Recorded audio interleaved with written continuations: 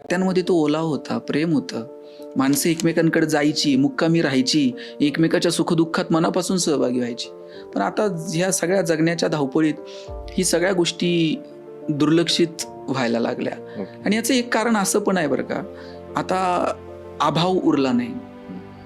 पैशांची, साधनांची उपलब्धता एवढी झाली की लोकांना माणसांची गरज जाणवेना.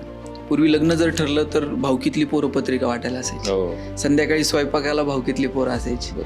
त्या पत्र्यावरती बुंदी वाळायला घालायची आणि ती भावकीतली लोक सगळी यायची. आता ते म्हणते नाही आलं तरी चालते, 2 केटरर्स जरा जास्त लावा.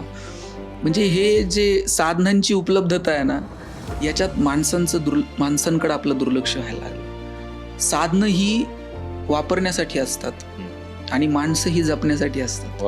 आपण काय करतो माहितीये का, साधनांना जपतो आणि माणसं नको तशी वापरतो.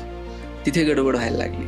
मला वाटतं साधनांना जसं जपायचे तर जपा, पण माणसांची मनं थोडीशी जपता येतील का याची काळजी आपण घेतली पाहिजे.